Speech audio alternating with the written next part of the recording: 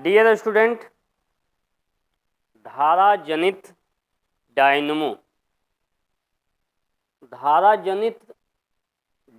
जो होता है, ये डायनमो विद्युत चुम्बकीय प्रेरण के सिद्धांत पर कार्य करता है।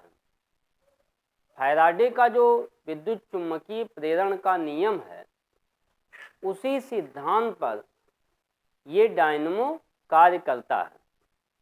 तो यहाँ जैसे देखिए, बिल्कुल जैसे वैद्युत मोटर में दिखाया गया था, तो यहाँ NS एक चुम्बक होता है, प्रबल चुम्बक, और इस चुम्बक के बीच में ये आर्मेचर लगा होता है, जो प्लेट के रूप में दिखाया गया है ABCD। तो यहाँ चुम्बकीय बल रेखाएं N से S की तरफ चलती हैं, N से S की तरफ चुम्बकीय बल रेखाएं चलती हैं। तो यहाँ जब इस कुंडली को यहाँ पर घुमाया जाता है, तो ये काम क्या करता है? ये यांत्रिक ऊर्जा को वैद्युत ऊर्जा में बदलता है। ये जो हमारा डायनमो है, ये यांत्रिक ऊर्जा को किस में बदलता है? वैद्युत ऊर्जा में बदलता है। तो दो तरह के डायनमो होते हैं, एक AC होता है और एक DC होता है। पिछले वीडियो में आपको AC लाइट बताया गया था, ये प्लस और माइनस दोनों डायरेक्शन में चलता है। और DC जो होता है, दिष्ट धारा, वो केवल एक ही दिशा में चलता है।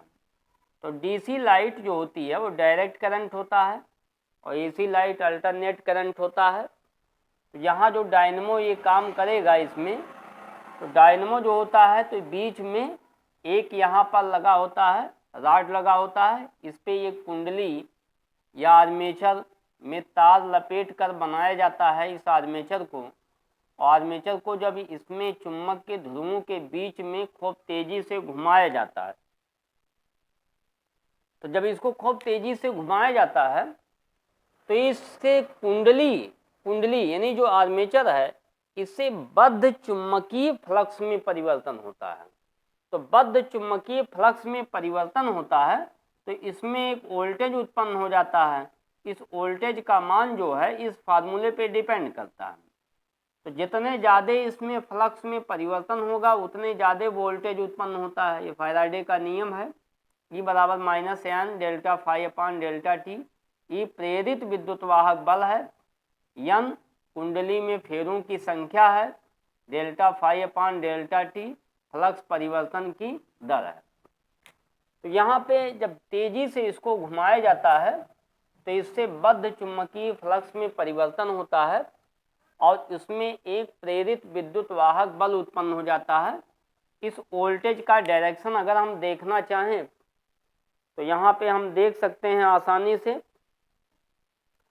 फ्लेमिंग के दाहिने हाथ के नियम के अनुसार ये चुम्बकीय क्षेत्र अगर ये ऊपर की तरफ उठ रहा है, इसको हम ऐसे घुमा रहे हैं, तो अगर मान लीजिए इसको इस तरह से रोटेट कराया जा रहा है इसे, तो यहाँ पे घुमा रहे हैं, तो लगने वाला बल किधर होगा? चुम्बकीय क्षेत्र, तर्जनी बताएगी चुम्बकीय क्षेत्र, और ये अंगूठा लगने वाले बल के डायरेक्शन को बताएगा। तो ये ऊपर उठ रहा है तो इधर होगा, तो प्रेरित धारा किधर होगी? ऊपर की तरफ होगी इसमें।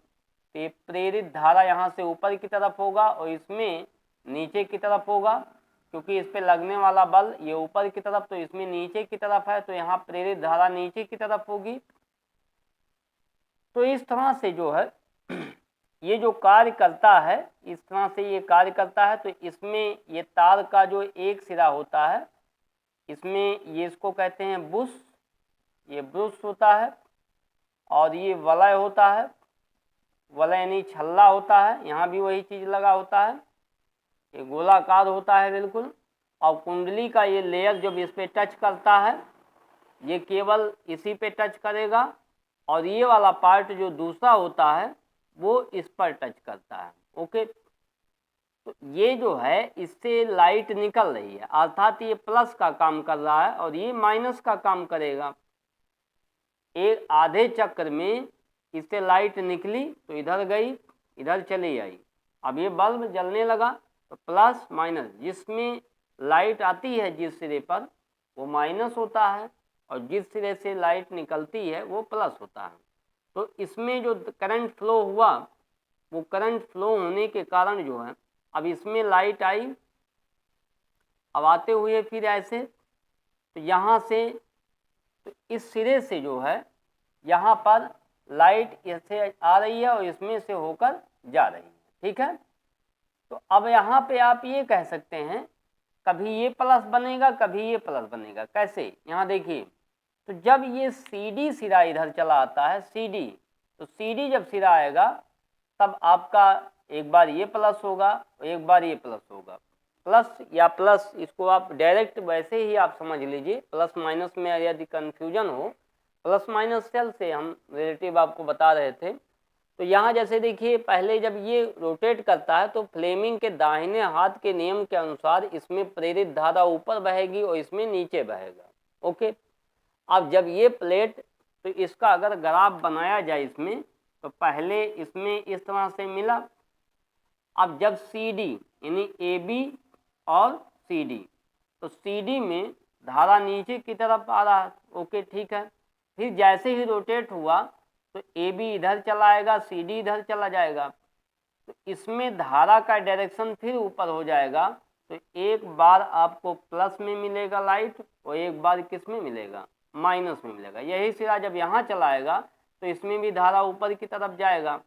तो इसीलिए कहा जाता है ये कौन सा डायनमो हो गया, ये आपका बन गया AC डायनमो अल्टरनेट करंट, जिसको हम प्रत्यावर्ती धारा कहते हैं।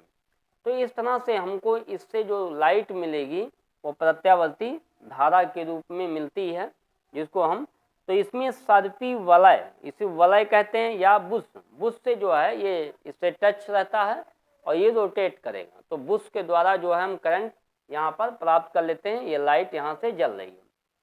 इसका उपयोग क्या होता है, जैसे बड़े बड़े नदियाँ जो होते हैं, नदी में बांध जो बनाया जाता है, उस बांध में जो डायनमो लगा होता है वो AC ही लगा होता है, वो प्रत्यावर्ती धारा की सप्लाई वहाँ से करता है।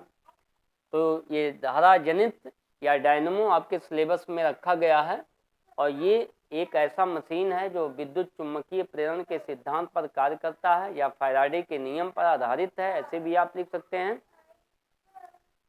फैराडे के नियम पर आधारित है और इसमें और DC बनाने के लिए नेक्स्ट अगले वीडियो में आपको बताएंगे। तो जैसे कि इसमें आपको अच्छे से समझ में आ गया होगा। Thank you.